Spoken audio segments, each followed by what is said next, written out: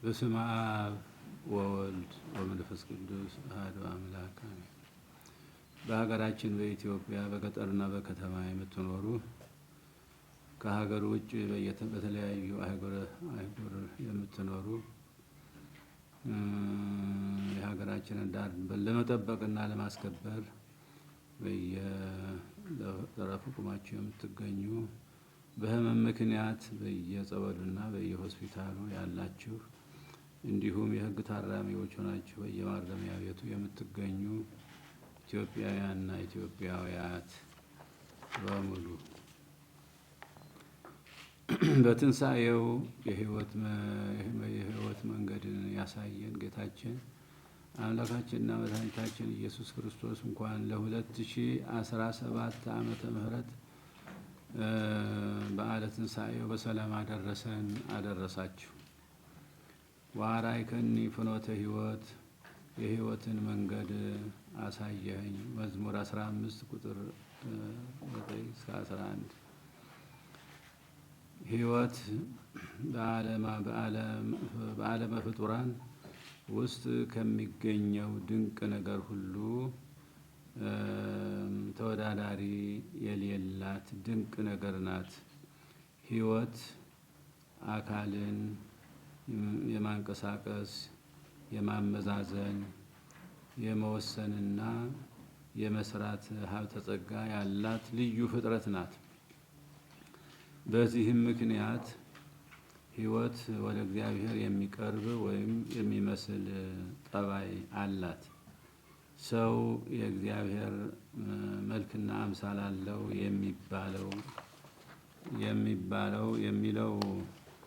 የሚለው መጽሐፍ ቅዱሳዊ አስተምህሮም ከዚህ ጋር የሚስማማ ነው። ሕይወት ከእግዚአብሔር ጋር በቀጥታ የተጣበቀ ወይም የተሳሰረ ግንኙነት አላት። ወህብእት ሕይወትክሙ ምስለ ክርስቶስ ሕይወታችሁ ከክርስቶስ ጋር የተሳሰረች ናት የሚለው ሐዋርያዊ አባባልም ይህንን ያመለክታል። ሕይወት ፈጣሪንና የፈጣሪ እርዳታን ስትሻ የመኖሯ ምስጢርም ከእግዚአብሔር ጋር የሚገናኝ ጸጋ ስላላት ነው። ሕይወት መልካም ስትሰራ ደስተኛ፣ ክፉ ስትሰራ ደግሞ ስቅቅተኛ የምትሆንበት ምክንያትም ከእግዚአብሔር ጋር የሚያገናኛት ጸጋ ስለሚነግራት ነው።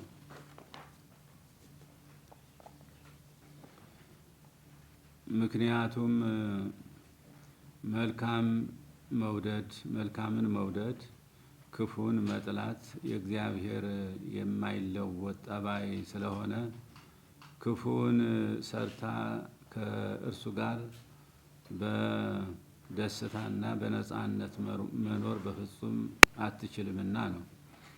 የመጀመሪያው ሰው አዳም ክፉ ስራ ከሰራ በኋላ ወዲያውኑ መሸሸግና መደናገጥ ሊወረው የቻለው ከእግዚአብሔር ጋር በቀጥታ ግንኙነት ያላት ውስጣዊት ሕይወቱ ከእግዚአብሔር ጋር አብራ መኖር የማትችልበት ደረጃ እንደደረሰች ስለተረዳች ነው።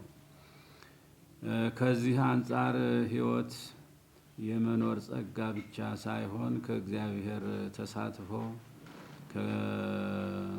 ከእግዚአብሔር ታስሮ የሚኖር ጸጋ ያላት መሆኑንም እንገነዘባለን።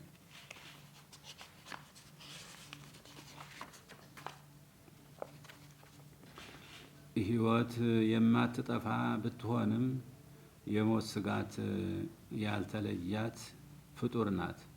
በተለይም የእግዚአብሔርን የበደለ ችለታ ከባድ የሞት አደጋ ያጋጥማታል። ይህም ማለት የስጋ ሳይሆን ከእግዚአብሔርና የእግዚአብሔር ከሆነው ሁሉ መለየት ነው። የህይወት ከባድ ሞትም ይህ ነው። የተወደዳችሁ የመንፈስ ቅዱስ ልጆቻችን ምእመናንና ምእመናት፣ እኛ ሰዎች በኃጢአት ጠንቅ ያጣነው ሕይወት እንዳለ ቅዱስ መጽሐፍ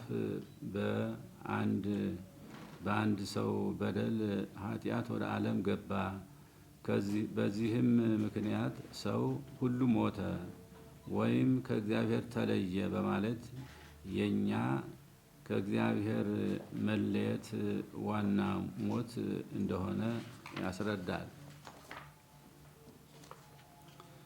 ይህ ገለጻ ከእግዚአብሔር ጋር የመኖር ሕይወታችን በበደል ምክንያት ማጣታችንን የሚያሳይ ነው። እኛ በደለኞች ሆነን ከእግዚአብሔር የተለየንበት የመጀመሪያው ምክንያት በደለኞች ከሆኑ አዳምና ሔዋን የተገኘን መሆናችን ነው።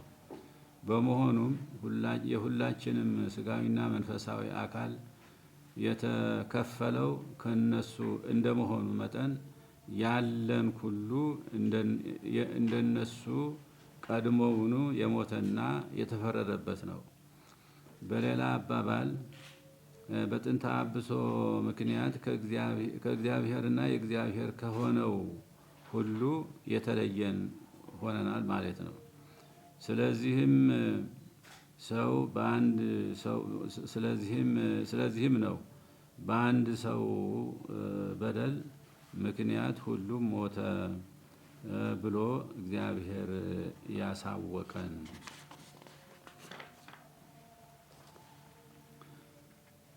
ጥንተ አብሶ ወይም የውርስ ኃጢአት የሚባለው ይህ ነው።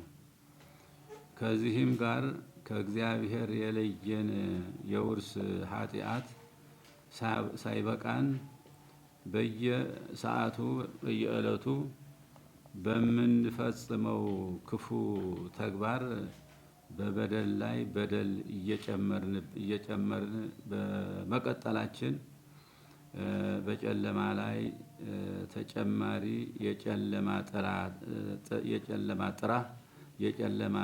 ጥላ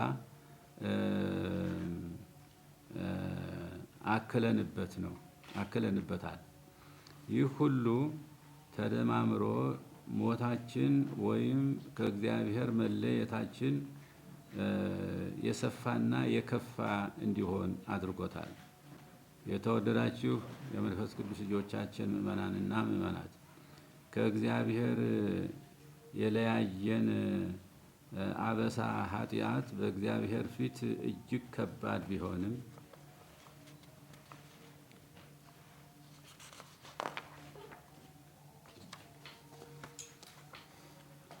እግዚአብሔር እኛን ለማዳን ያለው ፈቃድ በተስፋ ጭላንጭል ማሳየቱን አላቋረጠም። ይኸውም የበደላችን ዕዳ ከመጀመሪያው አንስቶ የማዳን ተስፋውን በተነገረለት በኢየሱስ ክርስቶስ ቤዛዊ ሞት እንደሚሰረዝ በእርሱም ጽድቅ እንደ ጻድቃን ተቆጥረን ያጣነውን ሕይወት እንደገና አግኝተን ወደ እግዚአብሔር እንደምንቀርብ፣ ይህም ከትንሣኤ በኋላ እውን እንደሚሆን እግዚአብሔር ለእኛ ደጋግሞ ይፋ አድርጓል።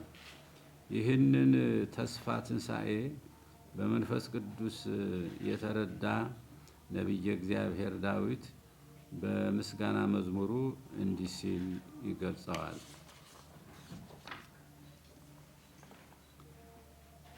ዳግመኛም ሥጋዬ በተስፋው አደረ፣ ነፍሴ በመቃብር አትተዋትምና ጻድቅህንም በመቃብር ተጥሎ ፈርሶና በስብሶ ይቀር ዘንድ አሳልፈህ አትሰጠውም። የሕይወትንም መንገድ እንዲህ አሳየኸኝ በማለት የሕይወታችን ተስፋ ትንሣኤን በሚያስደንቅ አገላለጽ አስረድቶናል። ገለጻው የክርስቶስና የእኛን ትንሣኤ የሚያመለክት በቅዱሳን እንደሚመለከት ቅርታ ገለጻው የክርስቶስና የእኛን ትንሣኤ እንደሚያመለክት በቅዱሳን ሐዋርያት ተርጓሚነት በቅዱስ መጽሐፍ ተብራርቶ ይገኛል። በመሆኑም የኛ መጨረሻ የሚጠናቀቀው በመቃብር ተጥሎ ፈርሶ በስብሶ በመቅረት ሳይሆን እንደገና ተነስቶ ከእግዚአብሔር ጋር የተሳሰረ ኃይለ ሕይወት ለዘላለም በመኖር እንደሆነ ቃሉ ያስረዳናል። ቅዱስ ዳዊት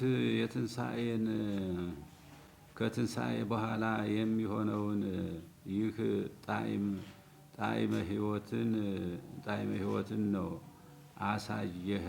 አሳየኸኝ ብሎ የገለጸው። ጌታችን የዚህ ሕይወት ትንሣኤ በኩር ሆኖ ተነስተዋል።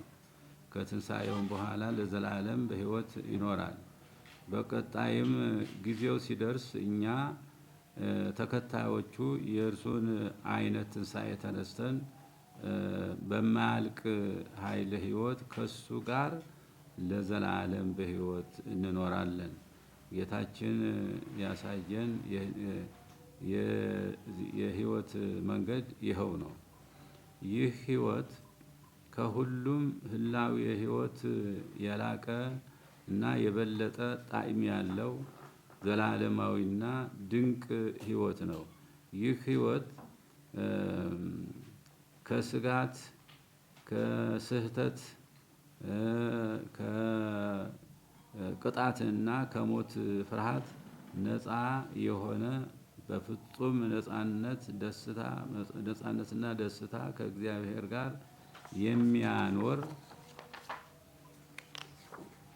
የሚያኖር ሕይወት ስለሆነ ሁላችንም ወደዚህ ሕይወት ለመድረስ በእምነት እንተጋለን። የተወደዳችሁ የመንፈስ ቅዱስ ልጆቻችን ምእመናንና ምእመናት፣ ዘር ሳይኖር ፍሬ እንደማይገኝ ሁሉ ሕይወታዊ ትንሣኤ ያለ ሃይማኖትና ስነ ምግባር ሊገኝ አይችልም።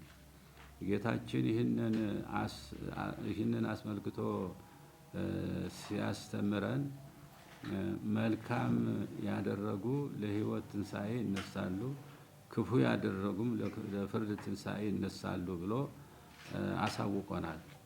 ከዚህ አኳያ የሕይወትን ትንሣኤ የሚያገኝ ያመነ የተጠመቀና መልካም ስራን የሰራ እንጂ የተነሳው ሁሉ አለመሆኑ ግልጽ ነው። የመነሳቱ ሁሉም የግድ ይነሳል። ነገር ግን ከትንሣኤ በኋላ የሚጠብቀን ሕይወት በዚህ ዓለም በሕይወተ ሥጋ ሳለን በሰራነው ስራ የሚወሰን እንደሆነ ጌታችን በማያሻማ ሁኔታ አረጋግጦልናል። ስለሆነም የመጨረሻው ዕድላችን የተንጠለጠለው እምነትን ተከትለን በምንሰራው ስራ ላይ መሆኑን ለአፍታ መዘንጋት የለብንም። ዛሬ ከሰው አእምሮ በእጅጉ እየራቀ የሚገኘው ይኸው እምነትና ስነ ምግባር ነው። ሰዎች ከእምነትና ከመልካም ስነ ምግባር በራቁ ቁጥር ሕይወት መራራ እንድትሆን ትገደዳለች። እኛ ኢትዮጵያውያን ከጥንት ጀምሮ በእምነትና በስነ ምግባር እየተመራን በደልን በይቅርታ እየዘጋን እስከ ጋብቻ በሚዘልቅ ባህለ እርቅ ደምን እያደረቅን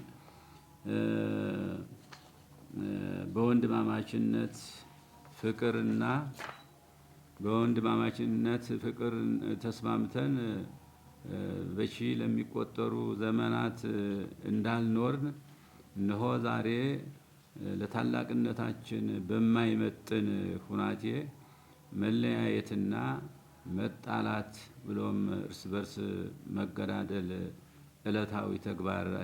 ዕለታዊ ተግባራችን አድርገን እንገኛለን። ይህ በጣም አሳዛኝ ክስተት ነው። ይህንን ሳናስተካክል የምናከብረው በዓለ ትንሣኤም እዚህ ግባ የሚባል ደስታ ሊያስገኝልን እንደማይችል የታወቀ ነው። እየሆነ ያለው ሁሉ ማንንም አይጠቅምም። በእርቅ በይቅርታና በውይይት የማይፈታ ችግር ያለ ይመስል ይህን ያህል መጨካከን እንዴት እንደ መፍትሄ ተደርጎ ይወሰዳል? አሁንም ለሁሉም ኢትዮጵያውያን ወገኖቻችን የምንማጸነው እባካችሁ እኛ ራሳችን በራሳችን ሸምጋይና ተሸምጋይ ሆነን ችግራችንን ለመፍታት በብርቱ እንስራ፣ መፍትሄም እናምጣ።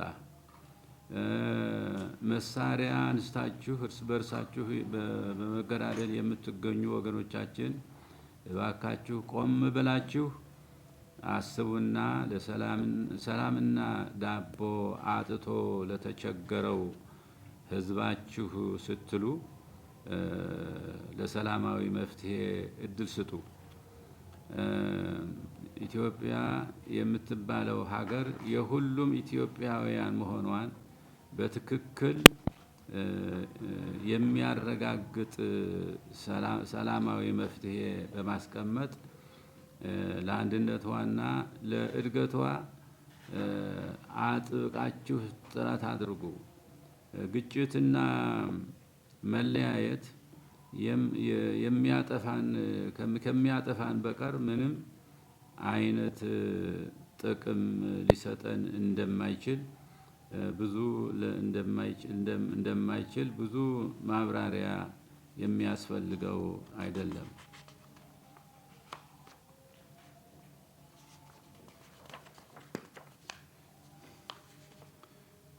ስለሆነም ገዳዩን መሳሪያ አስቀምጡና በሃይማኖት፣ በእምነት፣ በስምምነት እና በጭንቅላት ኃይል ሰላምን አምጡ። ይህ የቤተ ክርስቲያናችን ወቅታዊ ጥሪ ነው። በመጨረሻም በልዩ ልዩ ምክንያት ከሞቀ ቤታቸው ተፈናቅለው በየአካባቢው በረሃብ አለንጋ እየተገረፉ የሚገኙት ወገኖቻችን በትንሣኤው በዓል ተጽናንተው እና እፎይ ብለው በደስታ እንዲያሳልፉ ካለን ከፍለን በመመገብና በማልበስ እንድንደርስላቸው በእግዚአብሔር ስም አባታዊ መልእክታችንን እናስተላልፋለን። በድጋሜ እንኳን ለብርሃነ ትንሣኤው በሰላም አደረሳችሁ። መልካም በዓለ ትንሣኤ ያድርግልን። እግዚአብሔር ኢትዮጵያና ሕዝቦቿን ይባርክ። ወስብሐት ለእግዚአብሔር አሜን። ሚያዝያ 12 ቀን 2017 ዓመተ ምህረት አዲስ አበባ ኢትዮጵያ።